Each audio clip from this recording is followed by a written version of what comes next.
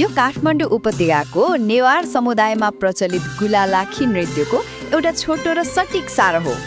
पवित्र गुला महिनामा प्रदर्शन गरिने यो एउटा यस्तो गजबको सांस्कृतिक परम्परा हो नि, जसले कला र मनोरञ्जनलाई सिधै समुदायको सुरक्षा र जनविश्वाससँग लगेर जोड्छ।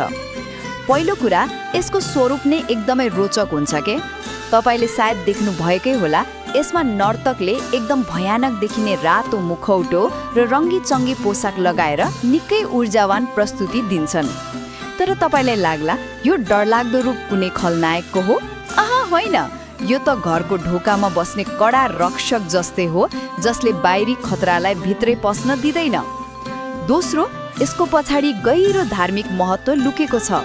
अब सोच्नुस् त कि डरलाग्दो रूप सधैँ खराबै हुन्छ त? पक्कै हुँदैन। नेवार समाजमा लाखेलाई मुख्य रक्षक मानिन्छ, जसले समुदायबाट रोग व्याधि र नकारात्मक शक्ति भगाउँछ भन्ने एकदमै गहिरो विश्वास छ। माने यो डरलाग्दो रूप नै वास्तवमा समुदायको स्वास्थ्य र सुरक्षाको ग्यारेन्टी हो। अन्त्यमा रोग व्याधि भगाउने यस्तो गम्भीर काम भए पनि यो पुरै साङ्गीतिक र रमाइलो हुन्छ। यो नृत्य परम्परागत धा बाजा र भुस्याहको तालमा नाचिन्छ। यसलाई एउटा प्राचीन स्ट्रिट थिएटर जस्तै सम्झिनुस् न, जहाँ रक्षक लाखे र उसलाई जिस्क्याउने साना बालबालिका बीचको रमाइलो खेलले नेवारी संस्कृतिको एकदमै सुन्दर झलक दिन्छ।